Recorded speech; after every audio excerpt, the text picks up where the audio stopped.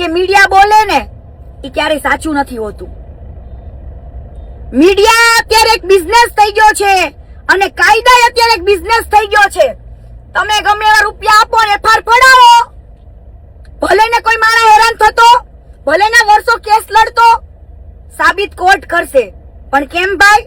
વગર કારણોસર એક કાયમ એવો ગુનો નથી કર્યો છતાં પણ અમારે એવી જેલો કાપવાની ધમકાવવામાં આવે છે. કઈ પણ બોલી એટલે ખજૂરના લાઈવ બંધ કરે. એનો મતલબ એમ કે તમને આ બધું પોલીસ સ્ટેશન ની અંદર એવા કોઈ પૈસા આપે છે ખજૂર મને દબાણ કરવાના, કીર્તિ પટેલને હેરાન કરવાના? એક કામ કરો, મારા ઉપર ખોટે ખોટી એફઆઈઆર ફાડવાનું બંધ કરો અને કીર્તિ પટેલને બોલાવી લ્યો અને લટકાવી દો ફાંસીએ અને આપી દો કાં તો જીવતા સમાધિ.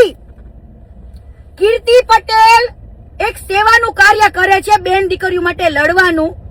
હું નથી તો કોઈ અસામાજિક તત્વ, નથી કોઈ ગુંડો, નથી કોઈ લુખ્ખો. એવા હજારો લુખ્ખા માર્કેટમાં ફરે છે, પણ મને એક ખોટી રીતના અસામાજિક તત્વ, એક ગુંડા તરીકે એક્સપ્લેન કરવામાં આવે છે અત્યારે. પણ સાહેબ હવે બહુ થઈ ગયું, બહુ ખોટા કેસ કર્યા અને હજુ પણ મને એવા ડ્રગ્સના કેસમાં, એવા ગાંજાના કેસમાં, મને એવા મોટા કેસના ફસાવાની હજુ પણ ધમકી છે.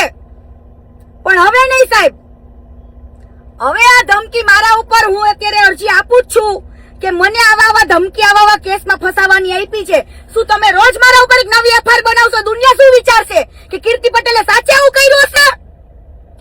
એક દીકરી થઈને તમે ગમે એવી એફઆઈઆર કરી.